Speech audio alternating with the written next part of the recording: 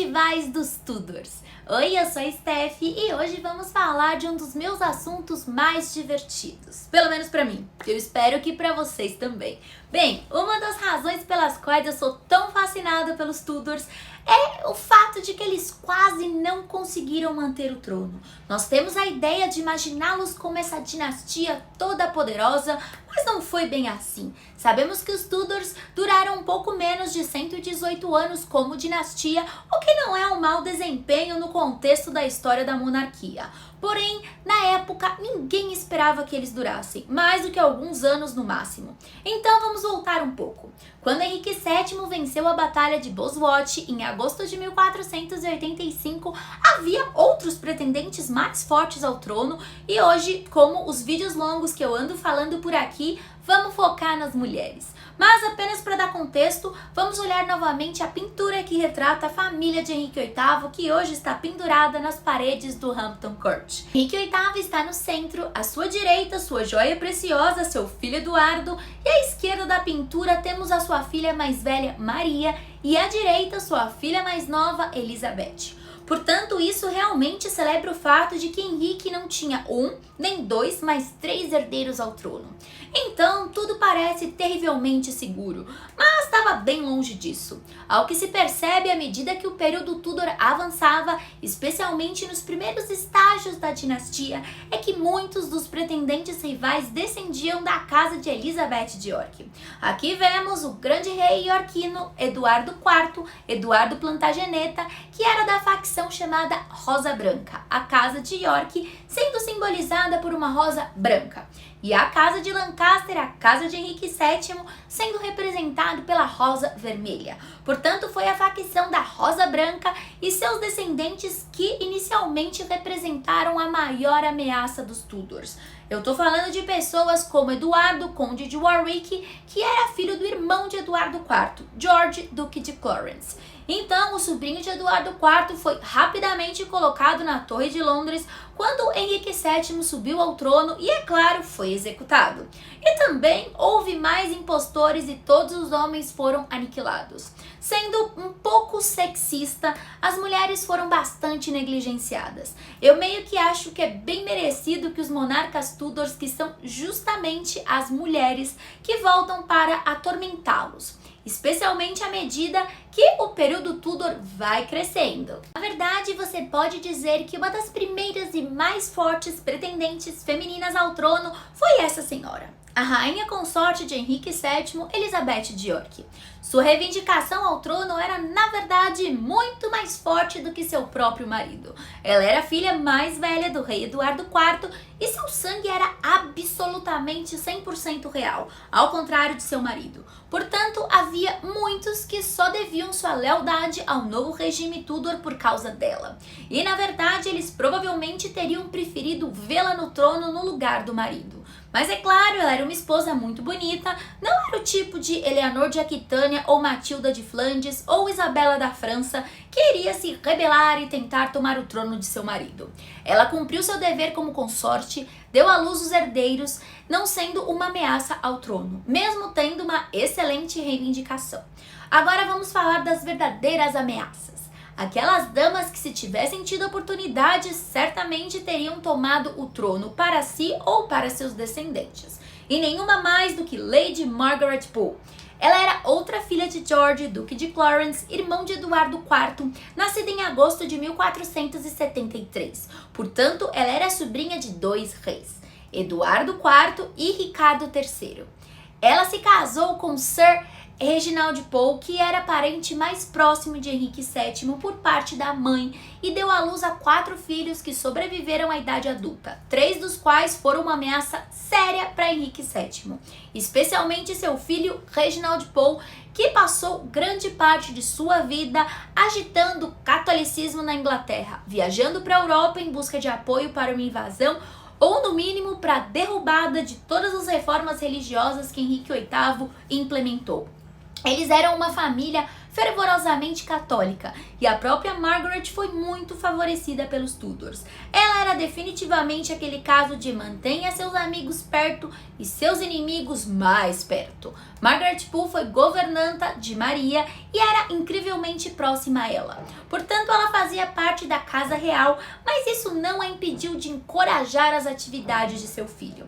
Eventualmente, mesmo que Margaret fosse sempre muito cuidadosa para não se envolver em qualquer tipo de conspiração contra o rei, o Henrique VIII ficou tão paranoico em relação à facção da Rosa Branca, qualquer descendente de Eduardo IV e sua família, que começou um reinado de terror contra eles. 2 de seus filhos foram presos pelo Henrique VII, um filho Henry foi morto imediatamente e aí com Henrique VIII em 1540 a Margaret foi presa junto com seu neto, outro Henry, que estiveram lá na Torre de Londres. A paranoia de Henrique VIII era tão grande quanto do pai, que embora Margaret fosse bastante idosa para a época, já estava com seus 60 anos e apesar de não ter feito nada de errado, além de tentar aprovar as atividades de seu filho Reginaldo, ela foi executada em maio de 1541.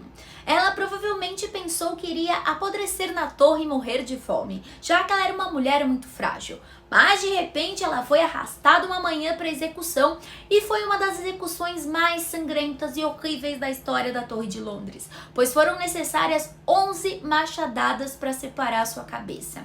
Há uma história de que Margaret, sendo uma mulher muito espirituosa, correu em volta do carrasco, dificultando ainda mais a sua execução, o que explicaria o porquê de terem sido necessárias tantas machadadas. No entanto, essa história foi escrita cerca de 100 anos depois. Então podemos descartá-la, pois não condiz com um comportamento geralmente muito digno e apropriado de Margaret. Então vemos a brutalidade de Henrique VIII expressa no assassinato dessa senhora idosa e de sangue real, o que certamente enviou uma mensagem muito clara aos outros pretendentes ao trono, de que Henrique não pararia por nada para se livrar deles. No entanto, isso não desanimou essa senhora, pois ela era uma das figuras matriarcais muito indomáveis. Ela é Lady Margaret Douglas, Condessa de Lennox, nascida em 1515, filha da irmã de Henrique VIII, Margaret. Ela era muito querida por Henrique até cometer o pecado capital de se envolver com alguém sem a permissão do monarca. Lord Thomas Howard foi seu amante e ambos foram presos na torre, onde Thomas morreu em 1537. Isso, no entanto, não desanimou a Margaret, e 3 anos depois ela estava em apuros novamente por se envolver com outro Howard, Charles. Ela conspirou incansavelmente pelo trono, tanto para si quanto para sua família. Eventualmente, ela se casou com alguém que o rei aprovava, o nobre escocês Matt Stewart, 4 conde de Lennox, em 1544. Eles tiveram 9 filhos, 2 dos quais sobreviveram até a idade adulta. Henry Lord Darley, sobre o qual falarei mais adiante, e Charles Stuart, que também desempenhou um papel importante.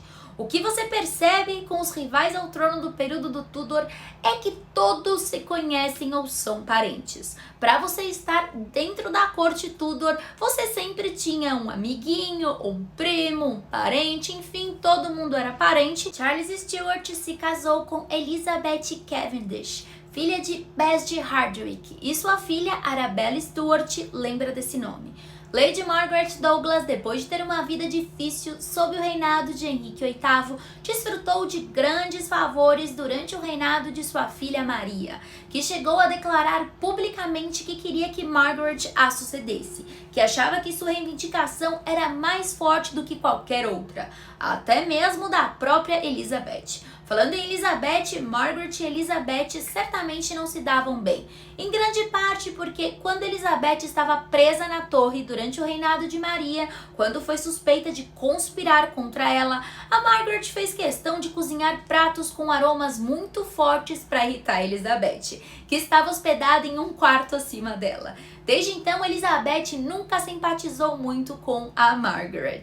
Bem, eu só quero mencionar outro rival ao trono, porque seria estranho não falar dela, mesmo que na verdade ela se enquadre na categoria de uma rainha reinante e portanto eu já falei sobre ela em outra ocasião. Mas claro, vamos falar de Lady Jane Grey, que foi mais do que apenas uma rival ao trono. Ela assumiu o trono após a morte de Eduardo VI em 1553, quando, por testamento de Henrique VIII, o trono deveria ser passado para sua filha mais velha Maria. No entanto, Eduardo alterou o testamento de seu pai e elaborou o que ficou conhecido como o dispositivo para a sucessão, deixando o trono para sua prima Lady Jane Grey. Bem, ela é famosa por ser referida como a Rainha dos 9 Dias, que na verdade foram 13 dias, já que seu reinado foi exatamente isso. Ela entrou para a história como a monarca britânica de reinado mais curto, e alguns historiadores concordam que ela não foi rainha. Embora ela tenha sido derrotada por Maria, que acreditava firmemente que o trono era seu por direito, a família Grey continuou a ser uma ameaça para os Tudors. Lady Jane tinha 2 irmãs, Catherine e Mary. A rainha Maria I mostrou grande favor às irmãs Grey, e há quem diga que pode ter sido como culpa, já que havia ordenado a execução da irmã mais velha, Jane. No entanto, a sucessora de Maria Elizabeth tinha uma visão bem diferente. O reinado de Elizabeth domina essa discussão por boas razões. Quando Elizabeth subiu no trono, parecia que as cartas estavam contra ela. Apesar de sua popularidade, havia muitos fatores que complicavam a sua posição. Ela não era casada, era rainha virgem e não tinha filhos, o que desestabilizou a dinastia Tudor desde o início. Metade do país, no mínimo, a odiava, porque ela era filha de Ana Bolena e, aos olhos de muitos, era ilegítima, já que Henrique VIII havia anulado seu casamento com Ana pouco antes de executá-la. Isso enfraqueceu consideravelmente a posição de Elizabeth como rainha. Outro fator complicador era a sua religião. Ela era protestante e, portanto, uma herege aos olhos de seus súditos católicos. Essa questão religiosa desempenhou um papel decisivo na formação dos rivais ao trono de Elizabeth. Para ser rival, você precisava ter sangue real, mas durante o reinado de Elizabeth também ajudava a ser católico, já que poderia contar com um grande apoio dessa facção. Uma das mulheres que, embora não se saiba se era de fato católica, certamente fingiu ser para reforçar sua reivindicação ao trono, Catherine Grey, a irmã mais velha sobrevivente de Jane Grey. Catherine cometeu vários erros aos olhos de Elizabeth, além de que ela era irmã de Lady Jane Grey, que havia temporariamente usurpado o trono da legítima herdeira Tudor, o que manchou a sua reputação perante Elizabeth. Mas talvez o mais grave de tudo era que ela era mais jovem e mais bonita que Elizabeth, o que atraiu muita atenção masculina. Não demorou muito para que conspirações envolvendo Catherine começassem a surgir, especialmente com o apoio espanhol, já que Felipe II, o rei da Espanha, nunca desistiu completamente da sua ambição de voltar ao trono da Inglaterra. Um dos homens que mais impressionou Catherine foi Edward Seymour, o primeiro conde de Hertford, filho do Lorde Protetor Somerset e sobrinho da Jane Seymour, parte da poderosa família Tudor. Em 1560, Catherine e Eduardo se casaram em segredo, sem a permissão de Elizabeth. Ela se apaixonou por esse nobre carismático e logo engravidou. No entanto, ela era uma das damas de companhia de Elizabeth, então disfarçar uma gravidez seria impossível, mesmo com as volumosas saias de época. Desesperada, ela confidenciou seu segredo para uma colega de corte, a Bess de Hardick, uma das maiores damas e amigas da Elizabeth. Bess, horrorizada, não queria se envolver e imediatamente contou o segredo a Robert Dudley, o favorito de Elizabeth, sabendo que logo a rainha ficaria sabendo. E assim foi. Quando Elizabeth descobriu que Catherine havia se casado em segredo com outro pretendente ao trono, os dois foram enviados para a Torre de Londres, mesmo com Catherine estando grávida de 8 meses. No entanto, esse não foi o fim para Catherine.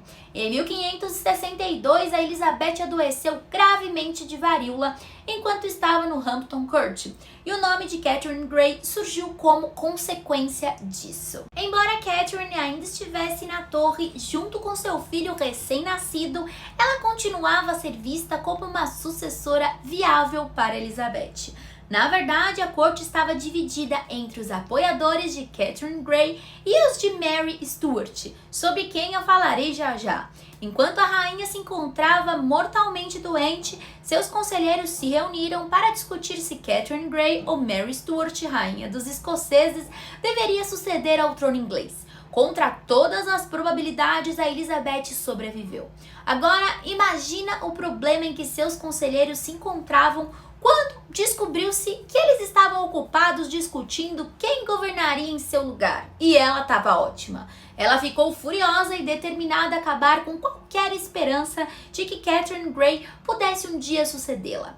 E ela ainda teve mais motivação. Quando, mesmo separados da torre por ordem de Elizabeth, a Catherine e seu marido conseguiram se encontrar. E ela acabou um ano depois dando à luz a outro filho nascido na torre, com alguns dos guardas servindo como padrinhos no batizado realizado na capela da torre.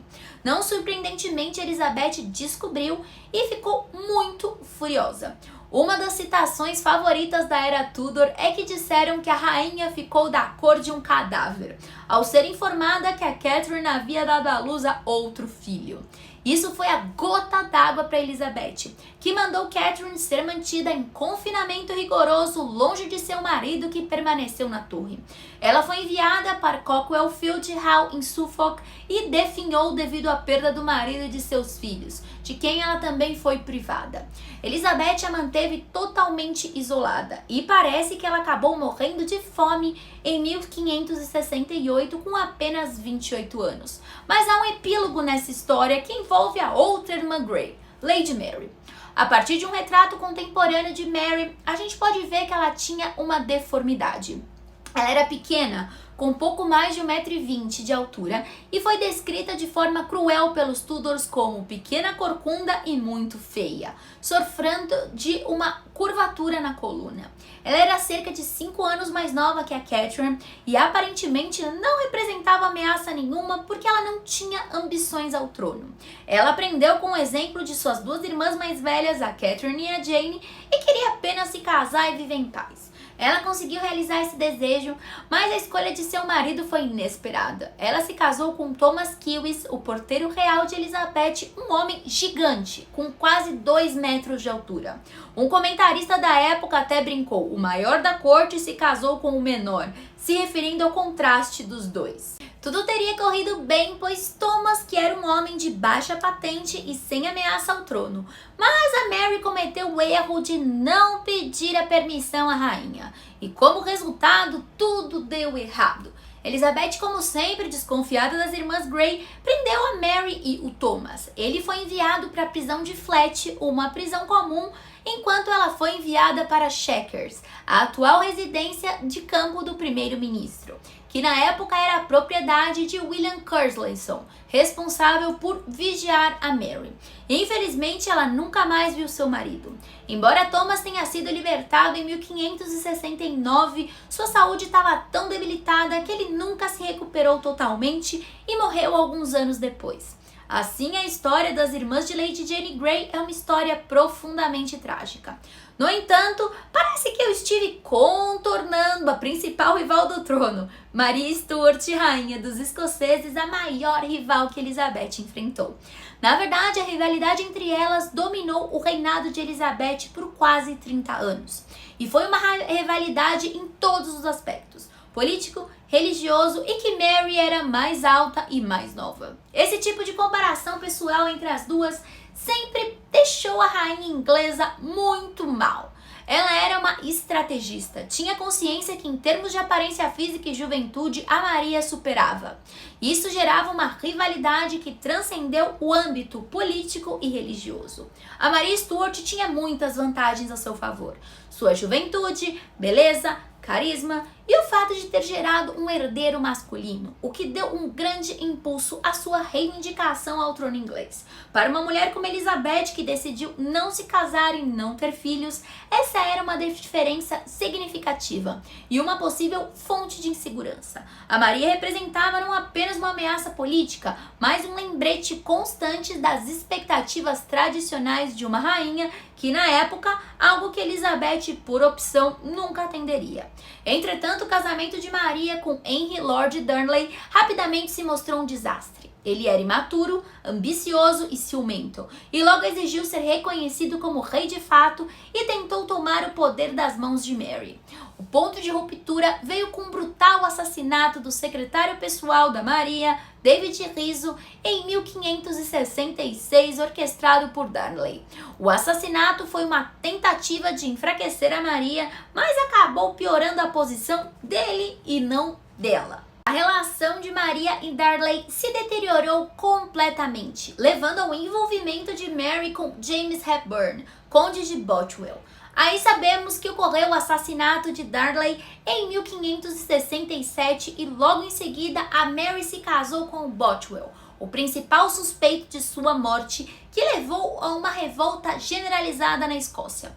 Ela foi forçada a abdicar em favor de seu filho James e fugir para a Inglaterra, buscando a ajuda de Elizabeth. Porém, ao invés de encontrar uma aliada na prima, a Maria se tornou prisioneira. Elizabeth, sempre cautelosa e política, viu a Maria como uma ameaça grande demais para ser libertada. Nos anos seguintes, ela seria o centro de inúmeras conspirações católicas que buscavam colocá-la no trono inglês e restaurar o catolicismo na Inglaterra.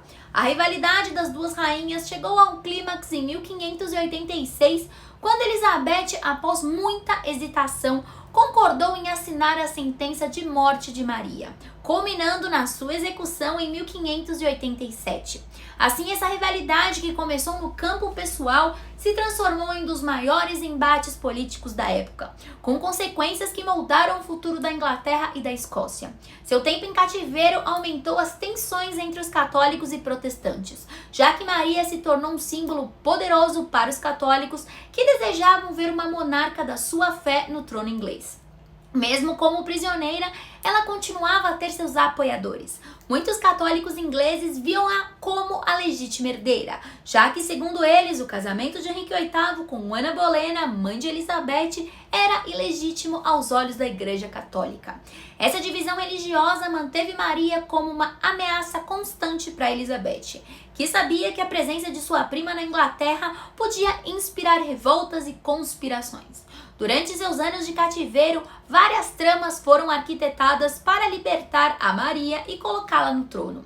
A mais famosa foi a conspiração de Babington, que pretendia assassinar Elizabeth e coroar a Maria como rainha.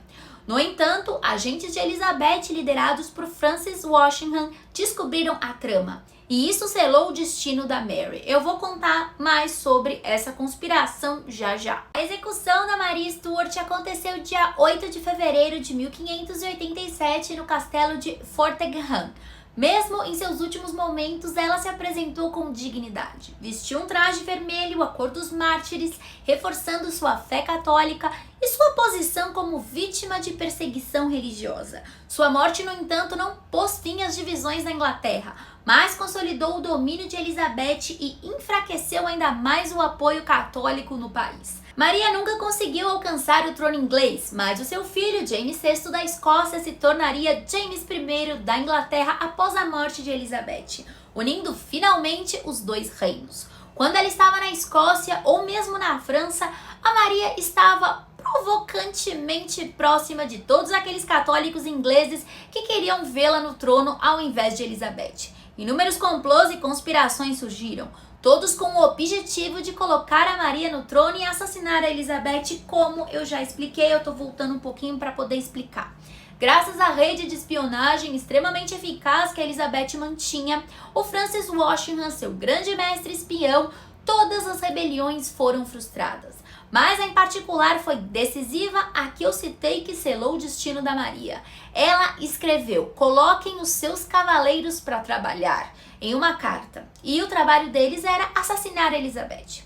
Assim, a Maria efetivamente assinou sua própria sentença de morte, porque quando aquela carta chegou à mesa de Walsingham, ele soube que tinha capturado sua presa. Ele até desenhou uma forca naquela carta, indicando que finalmente, após 20 anos, a havia capturado. Elizabeth havia hesitado. Ela não queria fazer nada além de manter a Maria como prisioneira. Mas agora a sua mão foi forçada. Haviam evidências de que Maria estava conspirando para cometer traição. Eventualmente, Elizabeth tentou evitar a execução, pois isso significaria a morte de uma rainha ungida, o que criaria um precedente perigoso. No entanto, Elizabeth finalmente assinou um mandado de execução e ela foi executada. Aí, após a execução, que o Felipe II da Espanha lançou sua grande armada no ano seguinte. Pelo menos foi isso que ele disse, por causa da Maria. Pra mim, ele ainda estava raivoso porque a Elizabeth não tinha aceitado sua proposta de casamento. Então, mesmo morta, a Maria continuou sendo uma ameaça poderosa para Elizabeth. Mas havia outro Stuart à espreita, Arbella Stuart. Lembram que eu mencionei ela há um pouquinho atrás? Então, ela era neta de Lady Margaret Douglas e de Bess de Hardwicke.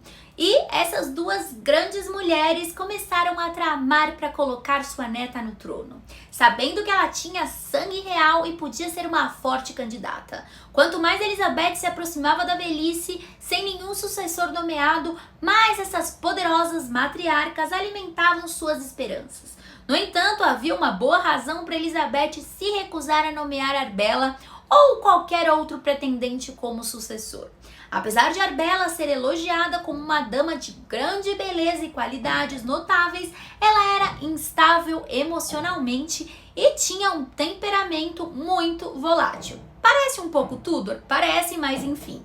Fatalmente, quando ela foi apresentada a Elizabeth com 13 anos em 1588, ela exibiu um comportamento tão desvairado que Elizabeth a expulsou da corte e disse que nunca mais a veria. Arbella era extremamente instável e eu acho que não ajudou o fato de ter sido criada por essas avós que estavam desesperadas para colocá-la no trono. Sempre se falava sobre quem ela iria se casar, mas nunca deu em nada. Falava-se também como ela chegaria ao trono, mas também não deu em nada. Isso, claro, não contribuiu para o seu estado mental. E em 1603, no momento da morte de Elizabeth, Arbella foi descrita como meio louca. Dá para entender perfeitamente porque Elizabeth se recusou a considerá-la uma sucessora em potencial. Na verdade, Elizabeth esperou até o último momento para nomear o seu herdeiro, pois sabia muito bem que assim que fizesse isso, todas as atenções se voltariam para essa pessoa e ela própria seria negligenciada. Ela mesma havia dito isso durante o reinado de sua meia-irmã Maria, quando ficou claro que Elizabeth a sucederia no trono. E a corte se reuniu em torno de Elizabeth, deixando Maria de lado. Ela não queria que isso acontecesse com ela, então se recusou a nomear um sucessor. E há evidências de que, na verdade, ela nunca nomeou o James como sucessor, já que esse relato foi reescrito e ela realmente não teria feito um gesto com as mãos desenhando uma coroa sobre a cabeça e sinalizando a sua aprovação após falarem o nome do filho de Mary. De fato, quando Elizabeth deu seu último suspiro em 24 de março de 1603, uma das suas damas retirou o anel de seu dedo e jogou-o por uma janela aberta.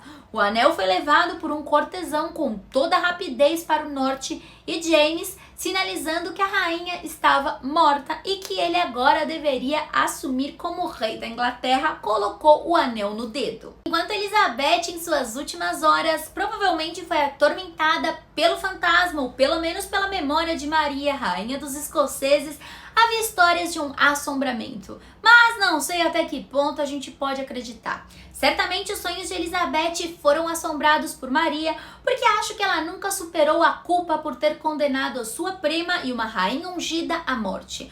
Mas agora você pode dizer que a Maria deu a última risada. Seu filho, um Stuart, estava no trono da Inglaterra. Embora tenhamos chegado ao fim do período Tudor, há um breve pós-escrito. Logo, James foi atormentado por um dos rivais ao trono que havia perturbado sua predecessora, a Arbella Stuart.